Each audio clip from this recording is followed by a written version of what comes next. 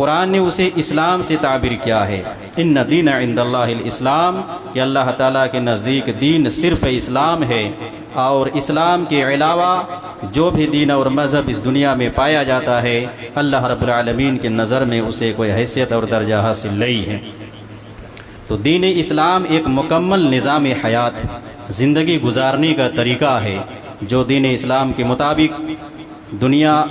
میں زندگی گزارے گا اور رسول اللہ صلی اللہ علیہ وسلم کو اپنا آئیڈیل اور نمونہ تسلیم کرے گا، ان کے لیے دنیا اور آخرت میں کامیابی ہے، اور جو شخص اس سے ہٹ کر زندگی گزارے گا ان کے لیے دنیا اور آخرت میں ناکامی ہے، نامرادی ہے، ہلاکت و بربادی ہے۔ قرآن کریم سے جو آیت پڑھی گئی ہے انشاءاللہ تعالی اسی کے ضمن میں گفتگو ہوگی۔ آج کے خطبے کا موضوع ہوگا خدمت دین میں صحابہ کرام کا کردار کیا رہا ہے۔ قرآن کریم سے جو آیت پڑھی ہے دیکھیے، پہلے اس کا ترجمہ سنیے۔ اللہ رب العالمین بیان فرماتا ہے فَإِنْ آمَنُوا بِمِثْلِ مَا آمَنْتُمْ بِهِ فَقَدِ اهْتَدَوْا، اگر یہ لوگ ایمان لے آتے ہیں، فَإِنْ آمَنُوا بِمِثْلِ مَا آمَنْتُمْ بِهِ، اگر یہ لوگ ایمان لے آتے ہیں جس طرح کے آپ ایمان لائے ہیں، صحابہ سے کہا جا رہا ہے، تو پھر یہ سب کے سب کیا ہیں؟ کامیاب ہیں۔ فَإِنْ آمَنُوا بِمِثْلِ مَا آمَنْتُمْ بِهِ فَقَدِ اهْتَدَوْا، تو پھر یہ لوگ ہدایت یافتہ ہو جائیں گے۔ لیکن اگر یہ لوگ ایمان نہیں لائے صحابہ کرام کی طرح، روگردانی کی، منہ موڑ لیے، اعراض کیا، تو اس کا مطلب یہ ہے فَإِنَّمَا هُمْ فِي شِقَاقٍ، جناب محمد الرسول اللہ صلی اللہ علیہ وسلم کے طریقے کی مخالفت پر تلے ہوئے، صحابہ کرام کی ایمان کے خلاف ان کی مخالفت پر یہ تلے ہوئے۔ یہ قرآن کریم کی آیت۔ آپ کو معلوم ہونا چاہیے کہ اللہ کے رسول صلی اللہ علیہ وسلم نے مکہ کی سرزمین میں جب نبوت کا اعلان کیا اور توحید کی دعوت دی،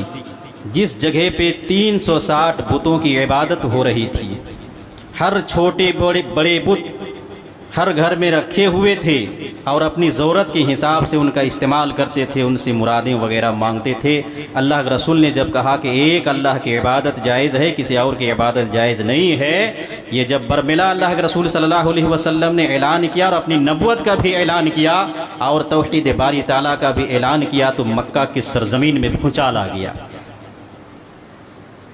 یہی لوگ تھے جو اللہ کے رسول صلی اللہ علیہ وسلم کو ابھی تک امین اور صادق کی لقب سے مکہ کی سرزمین میں پکار رہے تھے۔ محمد ادب کرتے ہوئے محمد نام نہیں لیتے تھے، بلکہ امین کہتے تھے، صادق کہتے تھے۔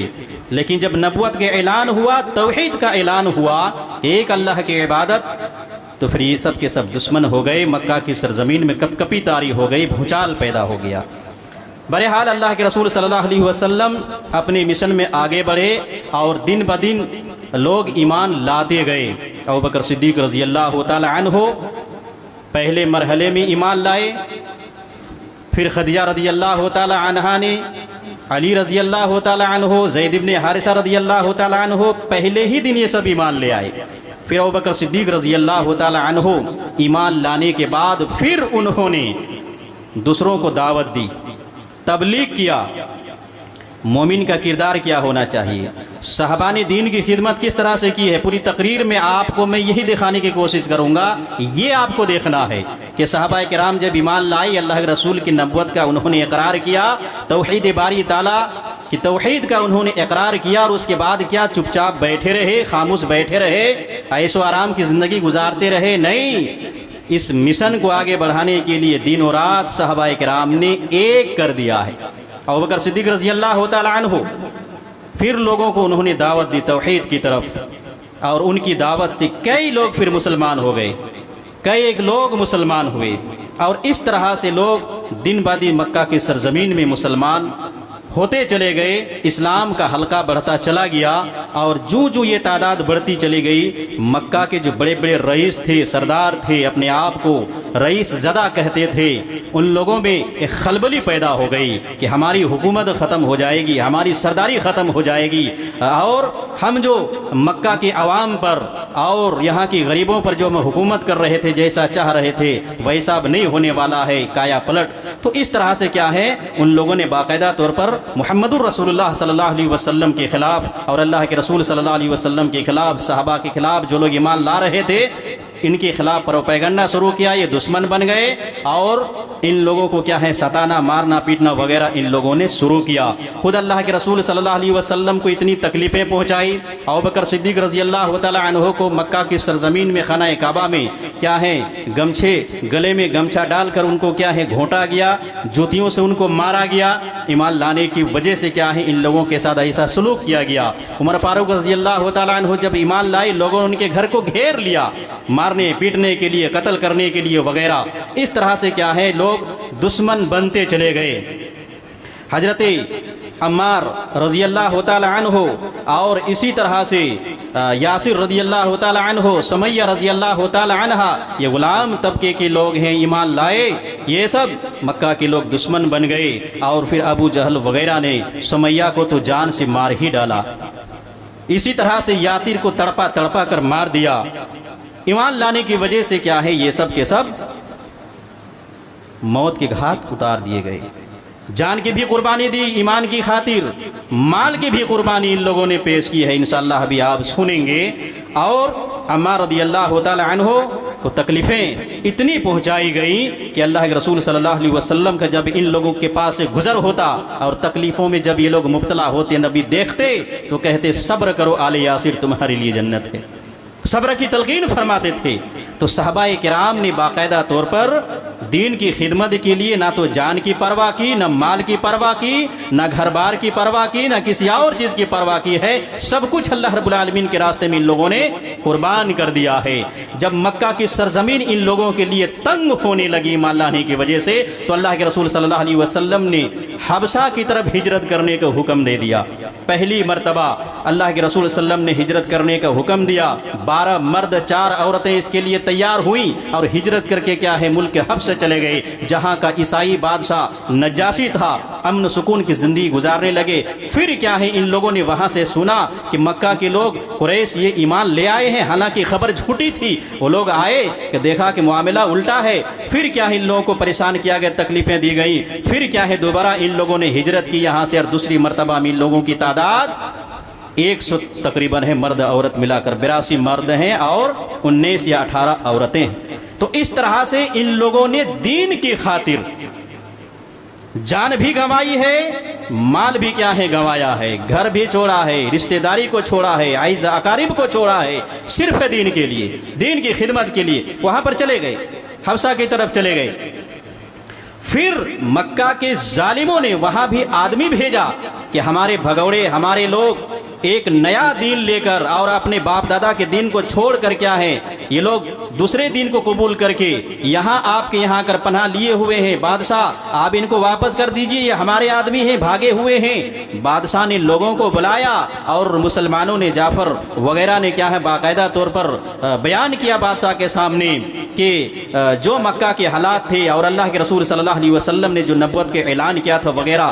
جو کچھ سچ تھا وہ سب کچھ بیان کر دیا کہ ہم مردار کھانے والے تھے، لوگوں پر ظلم کرنے والے تھے وغیرہ، ہم ایک اللہ پر ایمان لائے ہیں، محمد کو ہم نے رسول مانا ہے وغیرہ۔ تو یہ لوگ کیا ہے ہمارے کیا ہے دشمن بن گئے ہیں، اس طرح کے۔ اور پھر قرآن کریم کی آیتوں کو پڑھ کر انہوں نے سنایا۔ نجاشی بادشاہ نے جب یہ سنا تو کہا کہ تم لوگ یہاں بے فکر ہو کر رہو، یہ جو آیتیں قرآن کی صورتیں جو تم نے پڑھی ہیں اور عیسیٰ علیہ السلام کی جو انجیل ہے، یہ دونوں چیزیں ایک ہی کیا ہے ایک ہی جگہ سے ہیں، یعنی ان کا منبع، ان کا سرچشمہ ایک ہی ہے، ایک ہی جگہ سے دونوں نکلے ہوئے ہیں۔ وہ نجاشی بادشاہ اللہ پر ایمان رکھتا تھا، اگرچہ عیسائی تھا اور ابھی نبوت محمد الرسول اللہ کی نبوت ان تک نہیں پہنچی تھی، بہرحال ان لوگوں کے ذریعے سے پہنچی وغیرہ۔ پھر ان لوگوں نے کافروں کو وہاں سے کیا ہے بھگا دیا، مسلمانوں کو پناہ دی رہنے کے لیے دیا۔ یہ دکھانا تھا کہ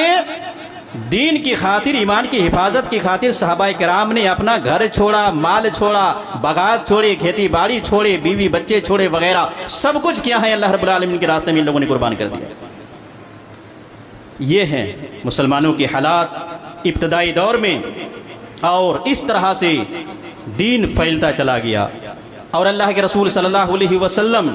اس کے بعد حج کا ایک موسم آتا ہے سن 11 ہجری میں، تو اس وقت کیا ہے مدینہ منورہ سے 6 لوگ حج کرنے کے لیے آتے ہیں۔ ایسے بہت سارے لوگ آئے، لیکن 6 لوگوں نے باقاعدہ طور پر نبی سے ملاقات کی، اور نبی نے ان سے ملاقات کی، دعوت توحید دی، یہ لوگ ایمان لے آئے۔ اور ایمان لانے کے بعد ان لوگوں نے عہد کیا کہ ہم جائیں گے مدینہ، اور مدینہ اس جا کر پھر ہم لوگوں کو بتائیں گے آپ کے بارے میں، اس دین کے بارے میں۔ پھر ان لوگوں نے جا کر مدینہ منورہ میں تبلیغ کی، اور پھر 1 سال کے اندر مزید 6 اور لوگ ایمان لے آئے،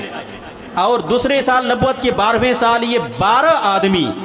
اللہ کے رسول صلی اللہ علیہ وسلم سے ملنے کے لیے آئے، اور اللہ کے رسول صلی اللہ علیہ وسلم سے ان لوگوں نے حج کے موقع پر ملا، باقاعدہ طور پر آپ سے بیعت لی اور عہد و پیمان کیا، اور پھر اللہ کے رسول صلی اللہ علیہ وسلم نے ان لوگوں کو واپس بھیجا، اور ان کے ساتھ مصعب ابن عمیر کو جو مکہ مکرمہ کے رہنے والے تھے ان کا مبلغ بنا کر بھیجا۔ اسلام کے پہلے مبلغ ہیں جو یثرب مدینہ کی طرف اللہ کے رسول کی طرف سے بنا کر بھیجا جا رہا ہے۔ چنانچہ مصعب ابن عمیر مدینہ منورہ پہنچے، اسد ابن زرارہ رضی اللہ تعالیٰ عنہ جب ایمان نہیں لائے ہوئے تھے، ان کے گھر میں انہوں نے پڑاؤ ڈالا، ان کو لیا، ان کو لے کر مدینہ کی گلی گلی میں اور مدینہ کے گھر گھر میں جا کر ان لوگوں نے، مصعب بن عمیر نے، اسد ابن زرارہ وغیرہ نے مل کر باقاعدہ طور پر دین اسلام کی تبلیغ کی، اللہ کے رسول صلی اللہ علیہ وسلم کے نبی ہونے کے بارے میں بتایا، اللہ ایک ہے اس کے بارے میں بتایا، اور اس طرح سے پھر 1 سال مکمل محنت کرنے کے بعد مدینہ کے ہر گھر میں گویا کہ اسلام پہنچ چکا ہے۔ 73 لوگ اگلے سال کیا ہے مسلمان ہو چکے، اور پھر مکہ مکرمہ نبی سے ملنے کے لیے آتے ہیں۔ 73 لوگ نبی پاک صلی اللہ علیہ وسلم کے پاس دوسرے سال پھر آئے کہ ہم اللہ کے رسول سے کیا ہے ملیں گے، ملاقات کریں گے۔ حج کا موسم تھا، حج کے بہانے میں آئے، لیکن مقصد دوسرا لے کر آئے ہوئے تھے کہ نبی سے ملنا ہے، ملاقات کرنی، کچھ عہد و پیمان کرنا ہے وغیرہ۔ بہرحال جب مکہ کی سرزمین میں پہنچے حج کے بہانے میں، پھر رات کی تاریکی میں یہ ڈیٹ اور ٹائم وغیرہ سب کچھ کیا ہے فکس ہوا، اللہ کے رسول ان کے پاس آئے، اور تنہائی میں ان لوگوں کے ساتھ کیا ہے ملاقاتیں کی۔ ان 73 مردوں میں سے کیا ہے 73 لوگوں میں سے 2 عورتیں بھی تھیں۔ یہ سب کے سب کیا ہے ایمان لائے، اور اللہ کے رسول صلی اللہ علیہ وسلم سے بیعت کی ان لوگوں نے اس موقع پر کہ اب مکہ کی سرزمین میں بہت دن تک رہے، اور یہاں کا ظلم و ستم آپ سہتے رہے، اب آپ کو یہاں پر نہیں رہنا ہے، یہاں سے اب کیا ہے ہمارے یہاں آپ کو جانا ہے، ہم سب وہاں آپ کی حفاظت کریں گے۔ دفعات مکمل ہوئی، وہاں پر باقاعدہ طور پر عہد و قرار ہوا، معاہدہ ہوا، جن میں سے کیا ہے مدینہ منورہ سے جو لوگ ایمان لائے ہوئے تھے، ان لوگوں نے باقاعدہ طور پر اللہ کے رسول صلی اللہ علیہ وسلم سے یہ عہد کیا کہ ہر حال میں ہم آپ کی بات سنیں گے اور آپ کے حکم کو مانیں گے بھی۔ ایک دفعہ کو آپ سنیے